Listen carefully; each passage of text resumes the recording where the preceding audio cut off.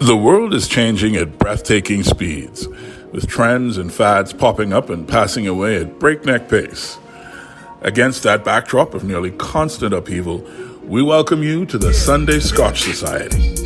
Over delectable, sumptuous scotches and with the occasional good cigar in hand, we have open, honest, and uninhibited conversation about whatever strikes our fancy. Whether it's the critical issue of the day or a deep dive down the rabbit hole, we take it all seriously while having a good time. Join us for a stiff drink and a great conversation. Greetings and welcome to the Sunday Scotch Society. My name is Kyle Quincy Shireen von Cedric Parker. I am the first of that name, obviously, and I am incredibly glad to be here today. Is that because you're here with Matthew B. Kelly? I think that might be the case, yes.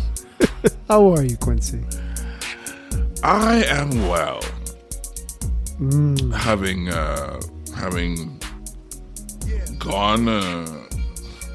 gone through this past week and come out the other side, I feel positive. I feel that there is forward and upward momentum, and that is, to me, a good and beautiful thing. I am looking forward to this particular conversation and to sipping this particular tipple with you today. Once again, even though we are deeply committed to the Scotch universe, today we are sort of stepping a little outside of the strictness of the Scotch world. Yes. We're playing in the larger whiskey world. Back to the bourbons. Yeah. Part 6. Yeah, this is... say part 6. You're reminding me of the Heart Part 6, which was a rather lackluster reply by one Aubrey Drake, whatever his last name is, in part responsible for the best rap beef of the last year or two, Drake versus Kendrick Lamar. Yeah, I guess those could be interesting, but my mind tends to live in the past in terms of culture. Mm-hmm. So what immediately comes to mind is Leonard Part 6. Oh, of course. Bill Cosby. Yes, yes. Which by his own admission, far before any of the controversy popped out to the general public, he said, "No, that was bad. Don't go see it." Yeah. Yeah. But it's interesting how, and I guess maybe it's something to get into after we do, the thing. But it's interesting how even at a certain level of power and influence, it seems like there's always someone else who can pull a string. And even with all the creative license and whatever else a guy like Bill Cosby had, he could be made to star in something that he thought was trash. Well, I don't know if he took it after thinking it was trash, or he thought it was trash after production wrapped. I don't know. But in any event, your point still stands, and I would venture to say it is in the nature of complexity that there's always someone else who could pull a string at the right place at the right time. Do you think you reach the top of a pile, and you realize that you've just reached, the top of this particular plateau? Yeah. And now... But it's also the beauty of it. You have another mountain to climb, And even when you get to that other mountain and you get to the top of that, there's a mountain behind the mountain. You could also choose a nice valley and relax yourself. You could, but then you might end up like Sisyphus trying to roll a boulder to the top of that mountain every day for the rest of your life. Well, I mean, this is exactly my point. You're not Sisyphus. You're not condemned to it. You don't have to roll the boulder. How often do we not? Let me rephrase. How often do we do what we don't have to do? Well, considering that this quote that I absolutely love during one Shakespeare in Paradise, I was in the car being transported with one of the guests. She was a solo performer. She had a son with her. And just because of scheduling, she had to renege on a commitment that she had made to him. The son said, "But Mom, you have to. You said you would, so you have to." And she looked at him and said, "The only two things I have to do is breathe and die."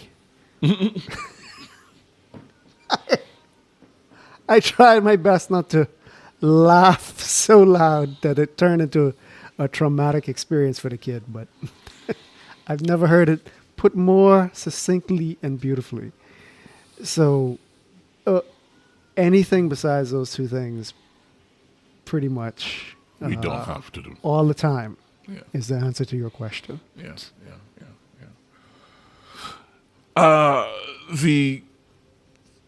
The tipple of the day is a bourbon, but it is not as you think of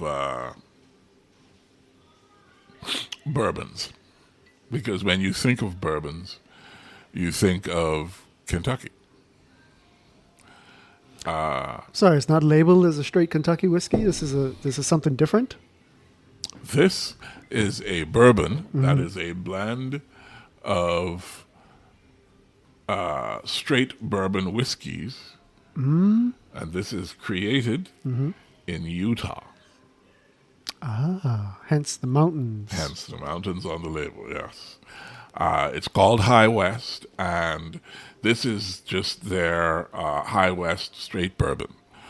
And I first ran into this when it was sitting on the desk of a colleague, and I thought that I had seen most of the good bourbons out there. How naive was I? And I popped the cork and had a sip and said to myself, "Oh, there's something here." That's been a while now, so I wanted to bring this to. Sorry, I mean, well then, let's. I'm anxious. Okay, well, good. Yeah, Let's do the thing. I wanted to bring it to the square with you to see if I could, let you do. I'm gonna.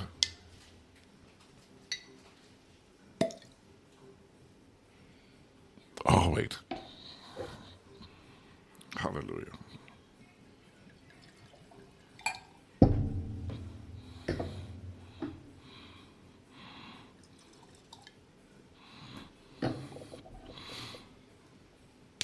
And now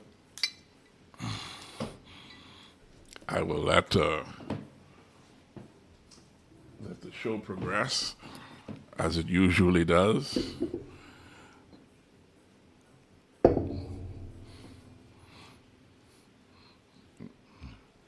Matthew, tell the people what your nose is saying to you.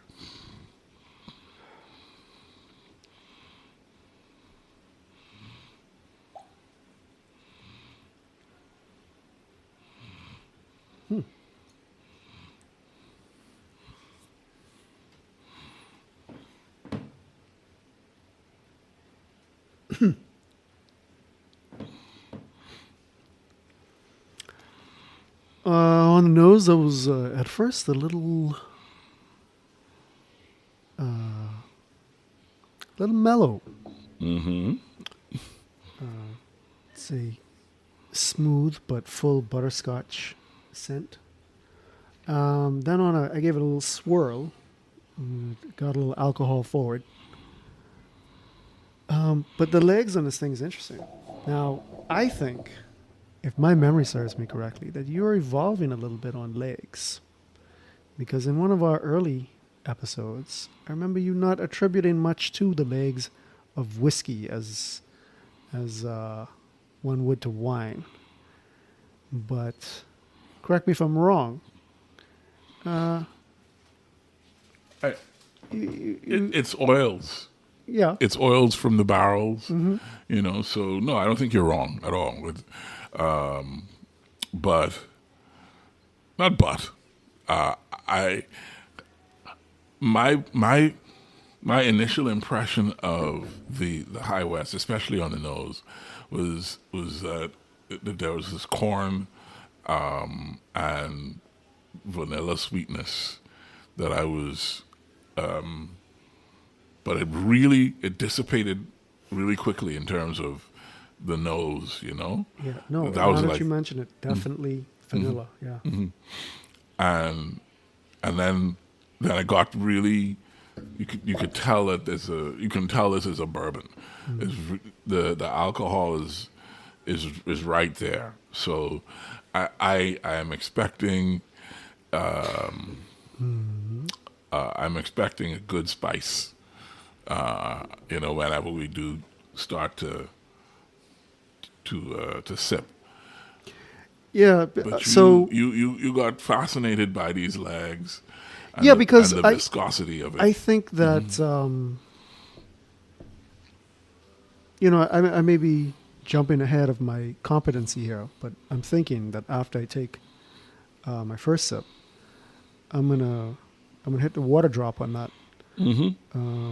Just because that may have, due to the higher oil content, it would definitely it'll open up. Give a different, it'll open up a lot. A different taste because of the dispersion of the oil. So, yeah, I'm ready to. It will definitely open up. I am going to join you. I'm going in our first sip. Yes, go ahead.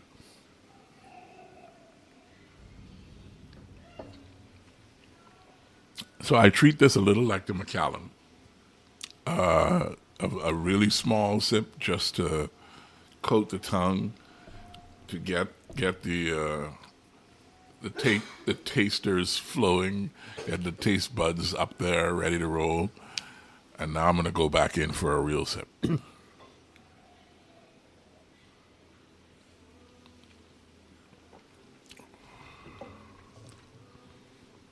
Oh, wow. Okay.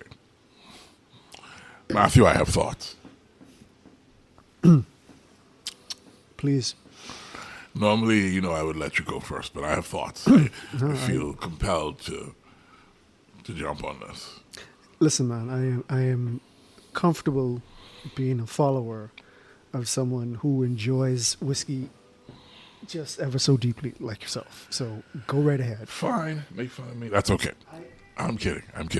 So the first thing I noticed was the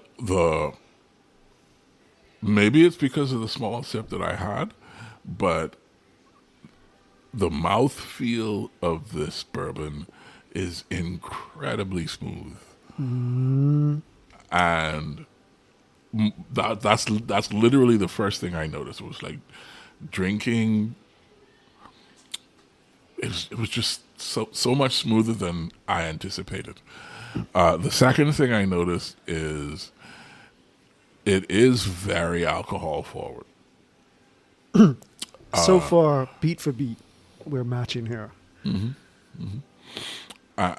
then the next thing I noticed after letting that first sip linger for a while is that as the burn is, making its way down the chest as the good bourbon burn is supposed to do, still up on the tongue, I'm starting to get some of those corn flavors. Some of that I'm tasting, like not a sweet honey, but a honey kind of backdrop in there as well. The vanilla that I smelled on the nose maybe is going to show up a little more as it opens up. But I'm not getting it. But I don't get it right off the taste. So I would add my experience to that is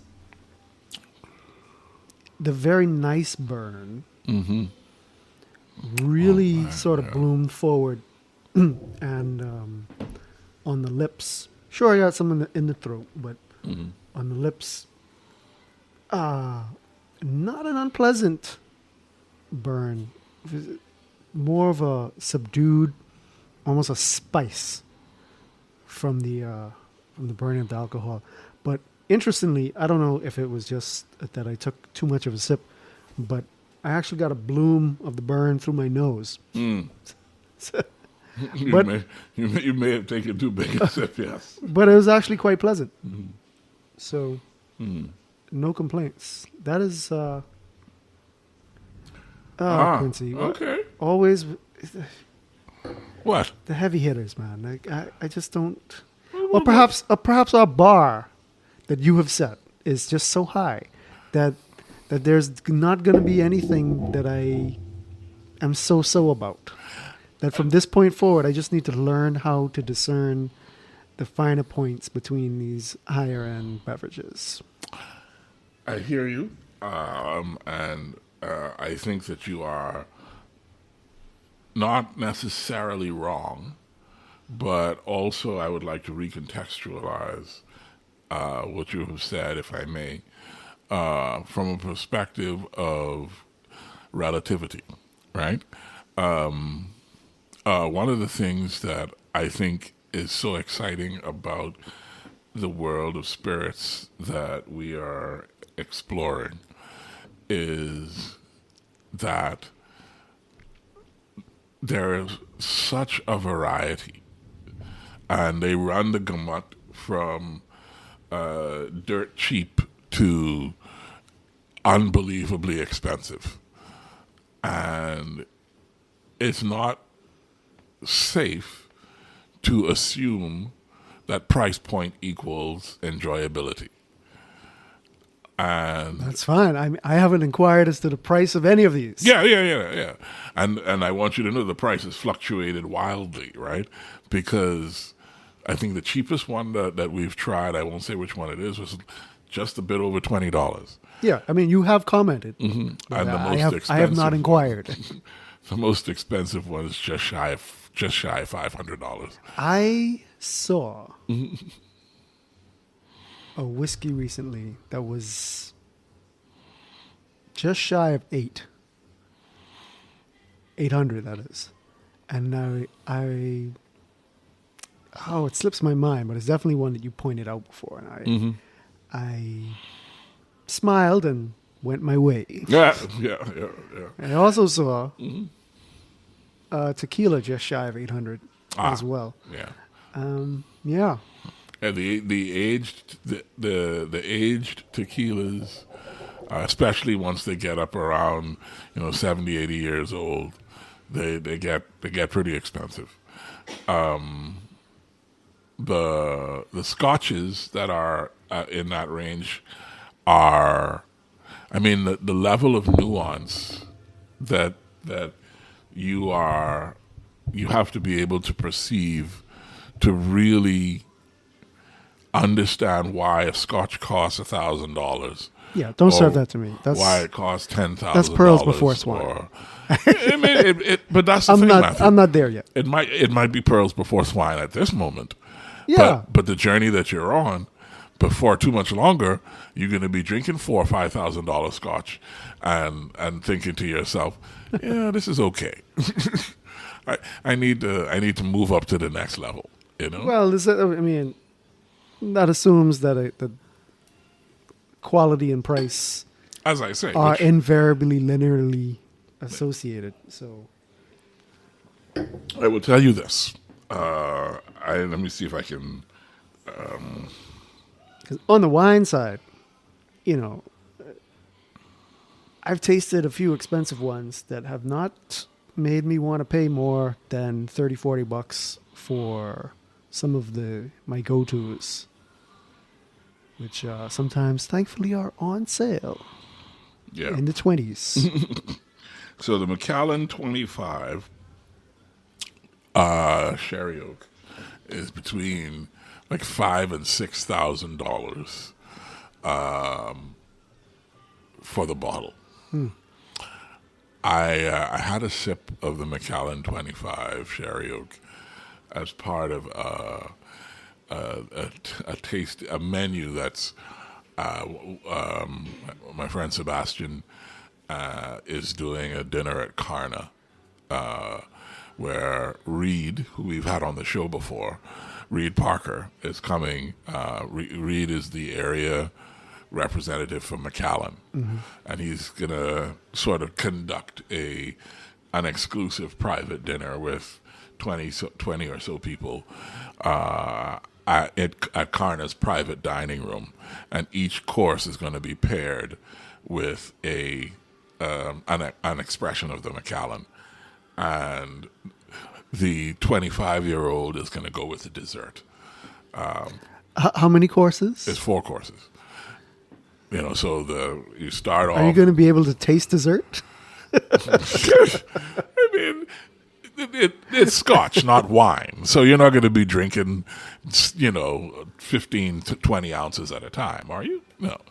It's also a wildly different alcoholic content. The proof versus. I mean, this is true, but nonetheless, I believe that everybody will be able to taste dessert. Suffice it to say, I believe that you will all enjoy the night. Oh, I can't afford to go. It's like almost. Well, they will all enjoy the night. They will certainly enjoy the night. As you did at the tasting. But let me tell you about this 25-year-old brother. I am a firm believer that the price is just what the market will bear. Right? Yes. It's not a marker of intrinsic quality. It's marketing. If you tell the market this costs this much, and the market says, all right, I'll pay that much for it, well, then that's what it cost. Yeah. However, the Macallan 25-year-old sherry oak was a revelation. It wasn't a revelation. It was a revelation to me. That is hands down. I had to sit down after I took a sip. My man is calling an ancient name of gods revelation. I took a sip. So blown away. And the chef looked at me and he thought something was wrong. I told Sebastian, I said, excuse me a second. I literally had to sit down and just let it happen in my mouth. Because I was like, what is this? What is this? So, all of that is to say that the world that we're playing in and skipping through as we frolic through these fields, where these grain fields with all these beautiful whiskeys, it's a broad and vast field, and we can spend a couple of bucks, or we can spend a couple of more bucks to pick up these sips. But in terms of the experience that you get, I think that's a better way of marking value than how much it cost. And I would put something like this. I mean, we'll come back to it at the end, whether or not, after it's opened up a little bit, if you add a little water to it or whatever, to talk about whether this goes on the list or not. But I start out predisposed towards awarding this a place on the list only because it's an interesting experience for me. Agreed. I have to say, one of the things that I really appreciate about these leggier whiskeys is, I would say, after the finish. I have this very nice coat on my mouth Oh yeah, that is continuing to deliver. it's giving. And it's just a very pleasant, smooth experience. Yeah. So, yeah, this is a little different. Um, Actually, the vanillas are coming through for me right now. Hmm. So I was waiting for you to say it. I didn't want to. I did not want to be accused prejudice it. of prejudice. Lead me along, sir. But yeah, as soon as I took my third sip, I definitely got the vanilla. I definitely picked up the honey. There's a bit of, there's a very, for me, and this might be because I associate the two flavors anyway, but I feel like I taste a bit of caramel as well. You know, well, sorry to cut you off. It's all right, brother. Go ahead. An idea has just bubbled up in my head that I've decided I'm going to share in just a little bit, but it's about these interests of ours and how I think one of the beautiful things about the internet is that these niche or very small interests of people get to be shared, you know, in a what certain capitalists would call a dematerialized, democratized, demonetized way. So we get to share our experience sipping, and I'm thinking of an interesting pairing for this down the road. Speaking of which, well, you look like you... Bourbon goes well with, I mean, all whiskeys go well with red meat. Oh, I'm not talking about a culinary pairing. Oh, Which would be great to have for this as well, but we'll get there. But I open up asking you about how are you, and you got through the week. How you doing on your New Year's resolutions? my who's? My what? Yes, it is June. It is the beginning of June, which I believe makes this a new quarter. Or is this the last month in the quarter? This is the last month in the second quarter. Yeah. So we're getting there. We didn't have an update on second quarter yet. Yeah. No details if you're not comfortable, but you know, how you doing on your resis there? We had this conversation about whether or not we were going to have resolutions, because, Well, shorthand. but We understand each other here. yeah.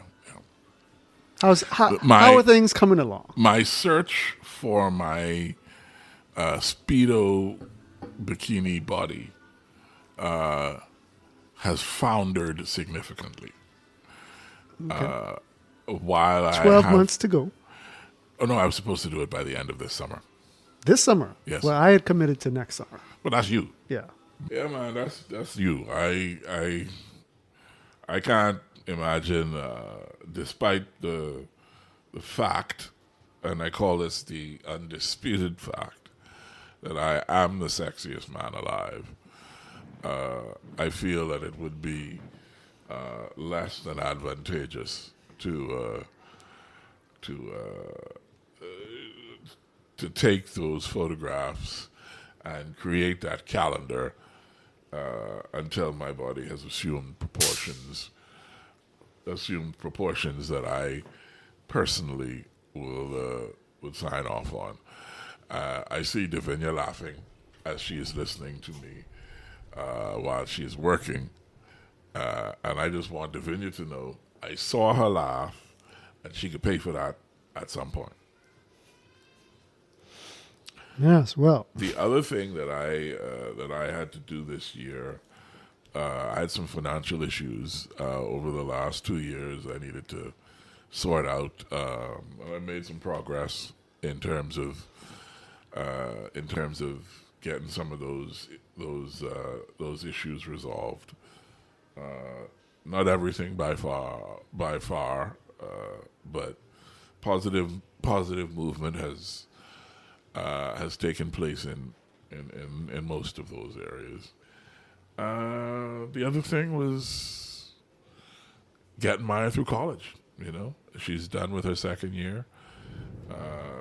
Looking forward to being a junior, and that's an exciting thing for me to watch her blossom as a songwriter, as a singer, as a producer.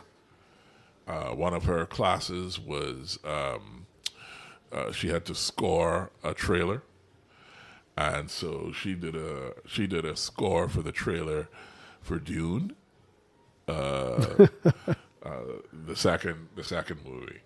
And her score for the trailer was really incredible. It was so close to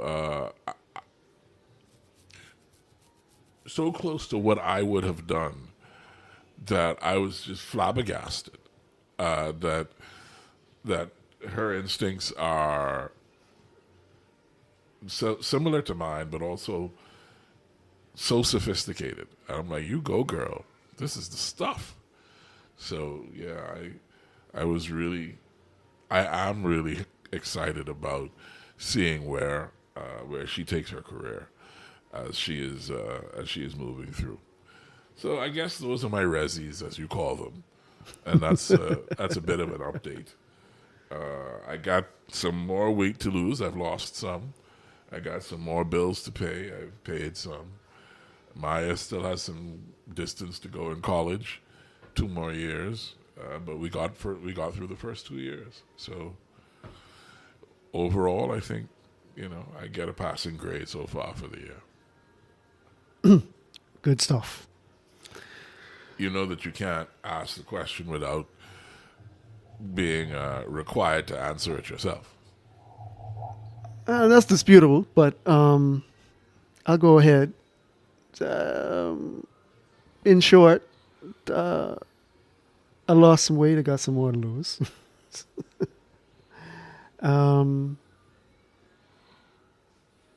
Made some progress in financial areas. So, unfortunately, I can't give much details at the moment. Perhaps at the end of June, when there's a proper mid-year update. Mm-hmm. But yeah, I'm not overly anxious or disappointed in any way. So happy with that to this point. It's time to put the foot on the accelerator. Yeah, it is, isn't it? I feel like we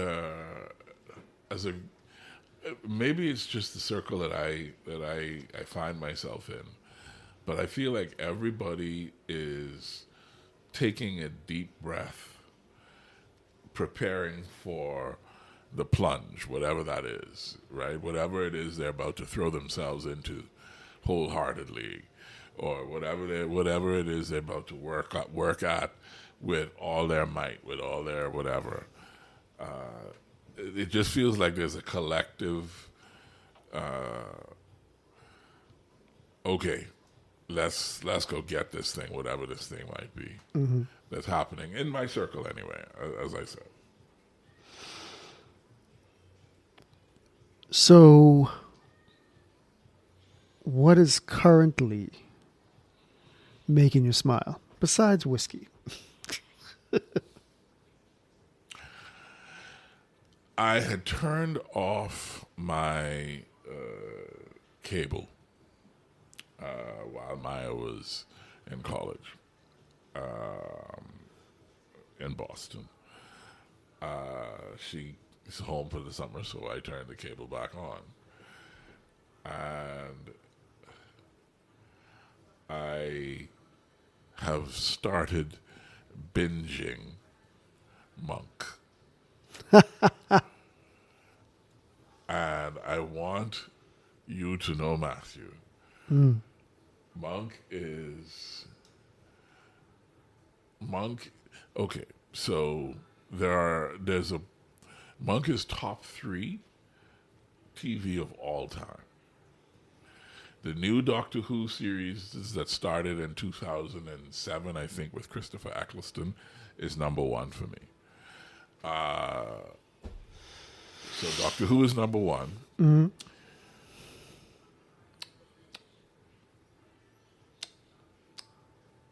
And then there's a kind of a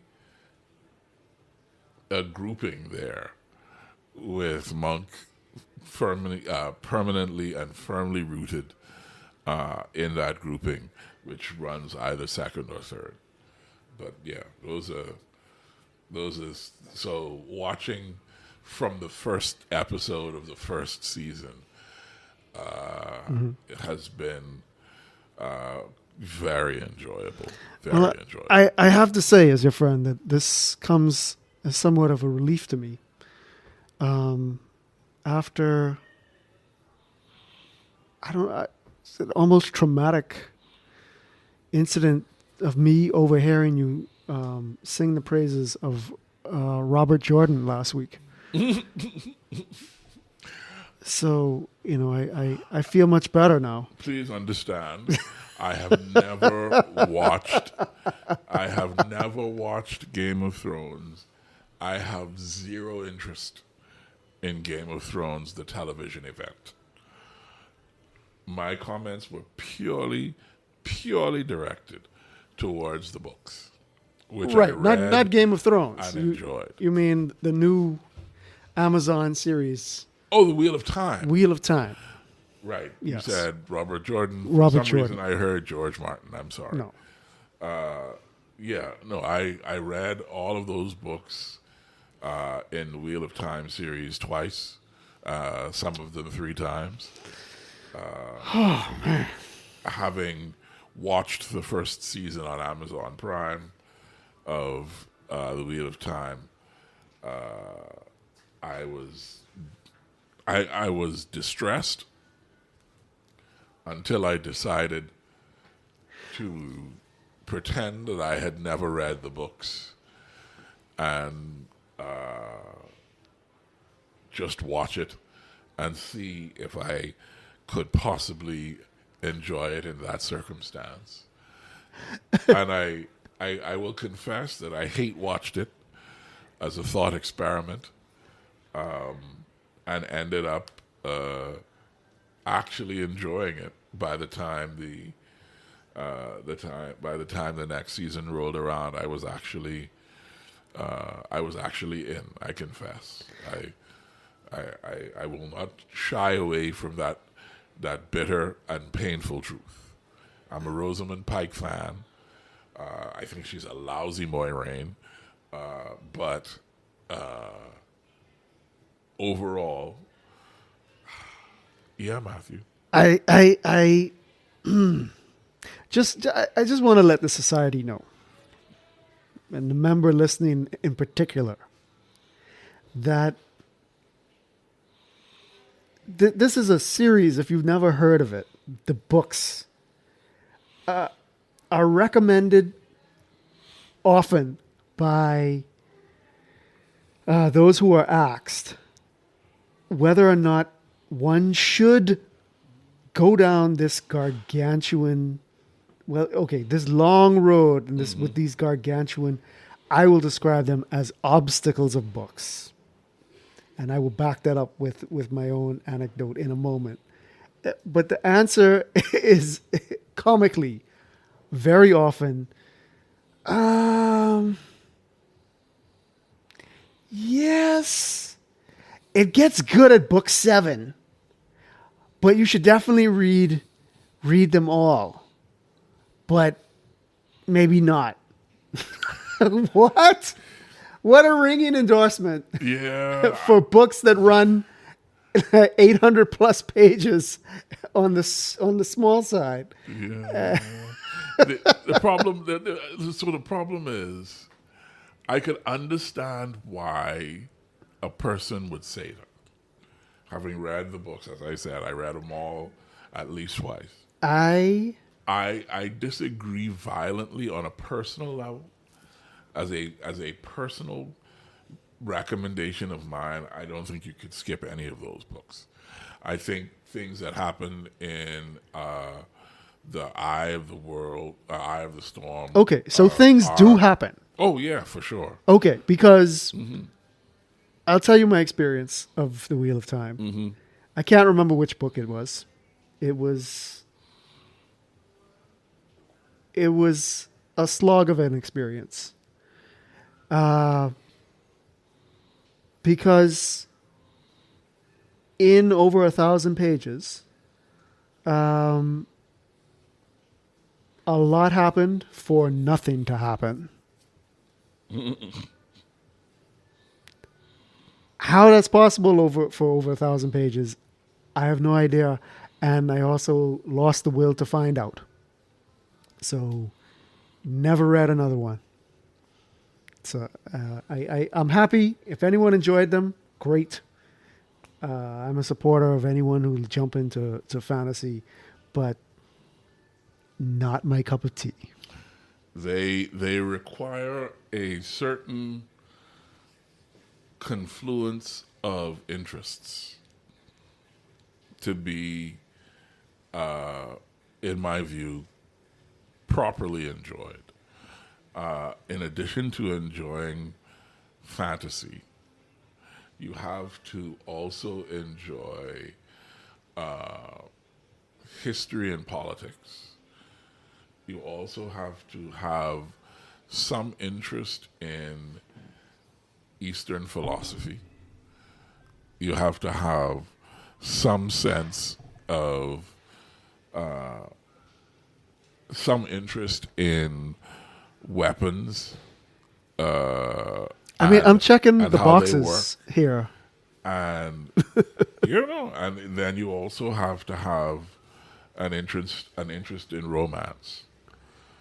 And I think that the way that he melds all of those things together is, and then he lays over all of that an allegory that is, at times, it's so close to the Christian allegory that it's hard to read it as not religious fiction. But you kind of have to be looking for that to see it. And once you see it and you look for it, it's impossible not to see. But for all of the storytelling that is obtuse and that goes in so many different directions at once, as a series of short stories strung together in a line as a way of telling how we get from one place to another, some of the stories are better than others. But overall, the quality, in my view, is very high. I'm going to put it down to starting with the wrong book. You know what? I actually did start with number 7. And then I enjoyed number 7, Crown of Swords. I enjoyed number 7 so much that I went back and started at the first one and then made my way through. My favorite of the books is actually number 4. Because it is the one that tells the story that I was most interested in, which is Rand and his Aiel heritage. So that's actually my favorite of the books. But yeah, no, I could understand you being upset about my enjoyment of the Amazon Prime series, The Wheel of Time. Yes. No, I watched the series, season 1, and I was not as disappointed as I was with the book that I read in the series, which again I can't remember which one. I take another stab at the No, nose I think of this it is time to dive back into the amber.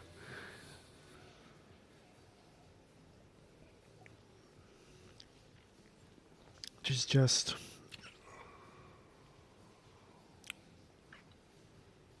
Oh yeah, Almost like candy now. You know, that's the first thing that comes to mind, but a sophisticated, like a grown up candy. Yeah. But I just feel like I need to deepen the language around how I describe these things because I just feel like I fall back to that candy so much. Mm.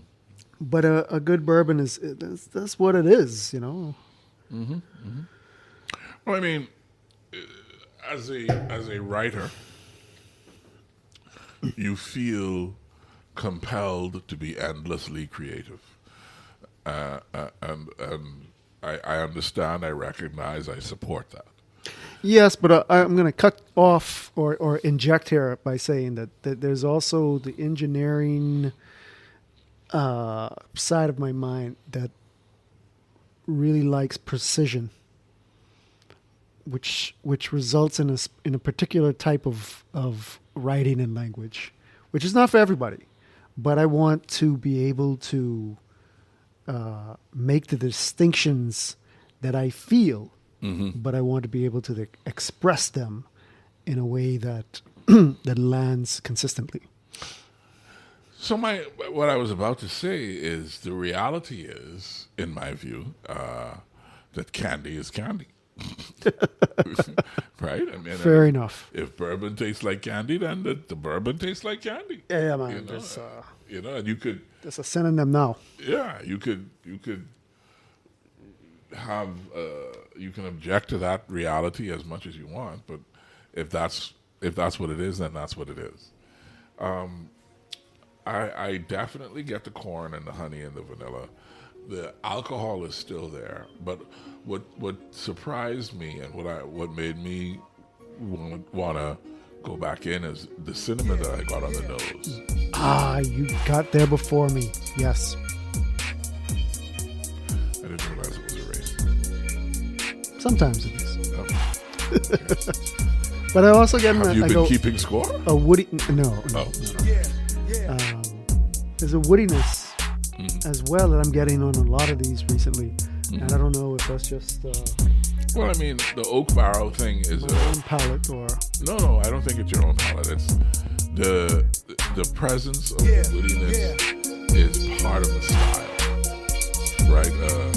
The brewmasters will definitely go. They'll lean in the direction of making sure that the liquid does have some flavoring from the barrel, because otherwise they might as well just age it in steel, right? They might as well age it in glass. They might as well, there you can age these things anywhere practically, but they age them in oak or whatever other wood they age. And speaking of the Macallan and other high-end scotches and the wonderful elements that go into making that amazing liquid, we'd like to bring back from one of our earliest shows some comments from Reed Parker, who's the Macallan representative in our region. And he had some very interesting things to say about the culture surrounding Scotch and the Macallan Scotch in particular. And we thought it would be fun to hear a little bit of that commentary right now. So we're bringing that back. Here's a bit of a flashback from one of the earliest episodes of the Sunday Scotch Society featuring Reed Parker from Macallan.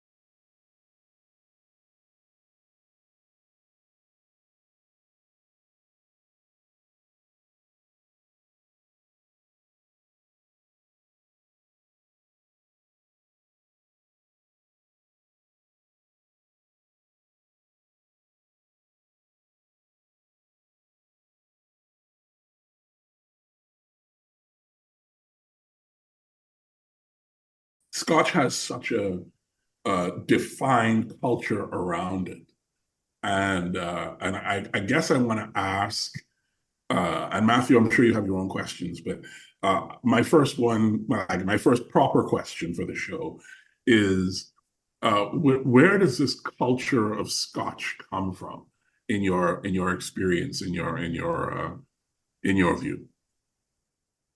Well, it goes back hundreds and hundreds and hundreds of years. I mean, the term aquavita is essentially based around Scotch. It has gone through tyrantic kings. You look at the names with Glen in it, and most people don't know that they have the word Glen in it because they were actually producing Glens and covered, so they were actually able to hide their distilleries from tyrantic kings. Scotland's gone through numerous wars, numerous hardships, and I truly believe that if it wasn't for the desire to create good products, Scotch would have been it wouldn't be here today. And it's a series of hard decisions, and I think they made the right decision every time. During Prohibition, everybody was affected. Scotland, extremely affected.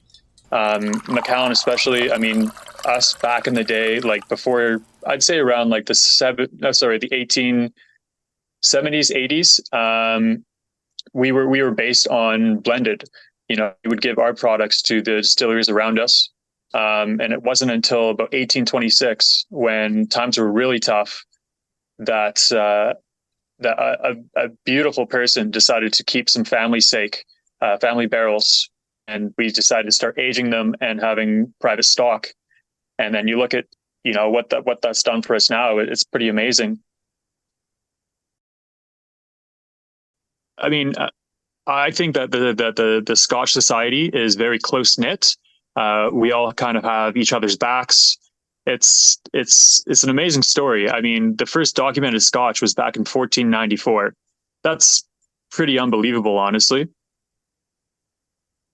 1494. Wow. Okay. Yeah, yeah, That's old. That's old. Yeah. I know.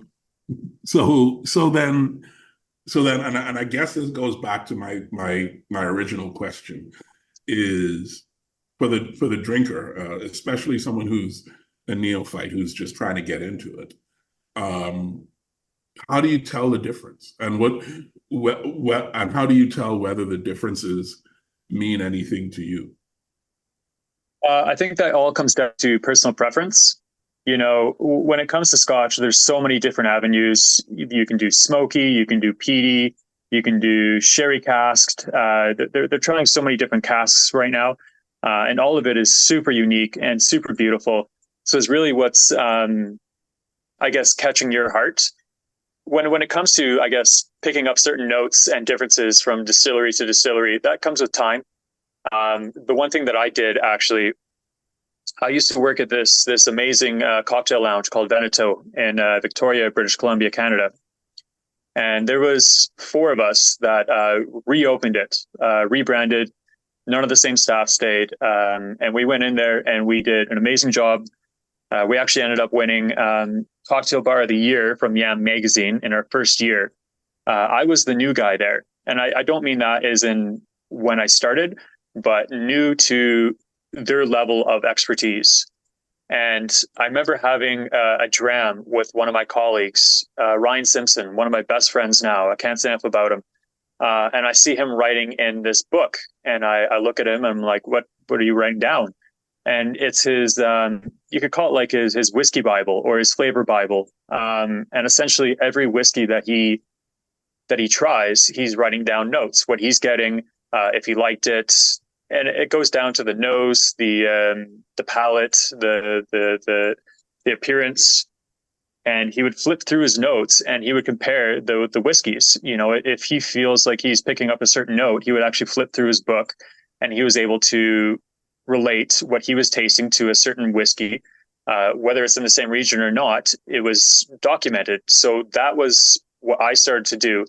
And every day I would pick a bottle off the back bar. I would learn about it.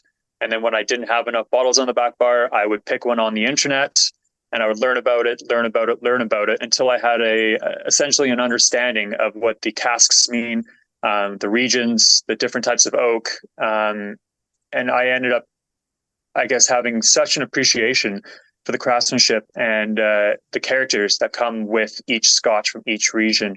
So I guess the advice that I would give is try whiskey from different regions, start there and document everything.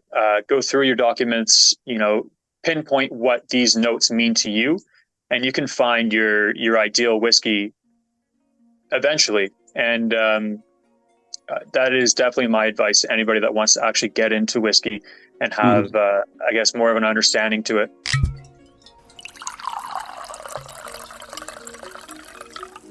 And that is going to do it for us this week, this episode of the Sunday Scotch Society with me, K. Quincy Parker, and my partner in crime, one Matthew B. Kelly.